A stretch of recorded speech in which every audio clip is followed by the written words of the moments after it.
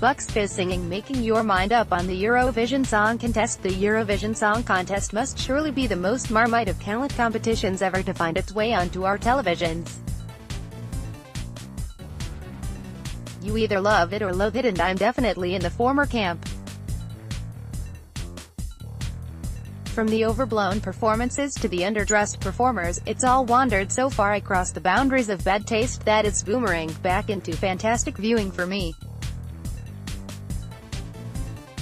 Every year I think I've seen the best, worst, delete as you see fit that the countries can come up with, only to have it topped the following May. We've had everything from overly suggestive Polish milkmaids, to a tinfoil-wearing, techno-singing Ukrainian drag queen. We've even had the dubious joy of Finland's favorite heavy rock band competing, complete with their latex monster masks. And the winner of this year's weirdest performance must surely go to Israel's entry, Netta. There's no doubt that the girl can sing, but her performance is less noticeable for her songbird abilities than her chicken impressions. Yes, you read that right. Chicken impressions, as part of the song. Seriously, how could you not love Eurovision?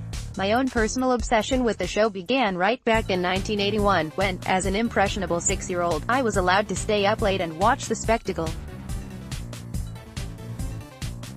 All the songs and routines were fine and dandy, but then, up onto my screen walked 4 performers who would blow my young mind. They were dressed in bright, primary colors, looking for all the world like they'd borrowed their outfits from Rainbow's Rod, Jane and Freddie.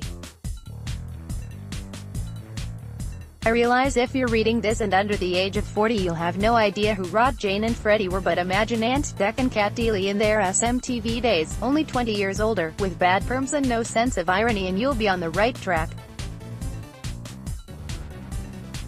On came Bucks Fizz and they performed Making Your Mind Up with that unforgettable addition of those long skirts being pulled off to reveal mini skirts underneath. To younger generations, it may not seem like much, but that one simple wardrobe change on stage stunned all of Europe.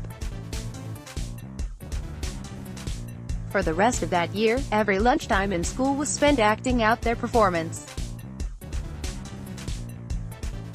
We'd bring in our winter scarves and wrap them around our waists in the build-up to that big reveal. No one would want to pretend to be Bobby G or Mike Nolan, the boring boy parts, so we'd gather round the back of the huts, dozens of little Cheryl Baker wannabes, reduced to having to rip off our own skirts. My interest waned during my early teenage years until I flew off to France to work as an au pair. French are not prone to overt shows of enthusiasm. It's a country where the shoulder shrug of indifference can be seen in newborn babies, and yet it was in this country that I realized how seriously the event is loved in mainland Europe. I was working there for 2 weeks during the Easter holidays, and everywhere I went, I heard this song called Je voulais la vie.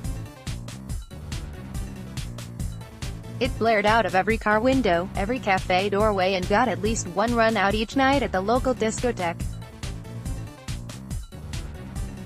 I quizzed my French friends about it and was told it was that year's Eurovision entry. I was all of 15 years old by this stage and guffawed at the mere mention of the competition, only to be met with a stony silence and stone your stares coming at me through clouds of Gauloise cigarette smoke.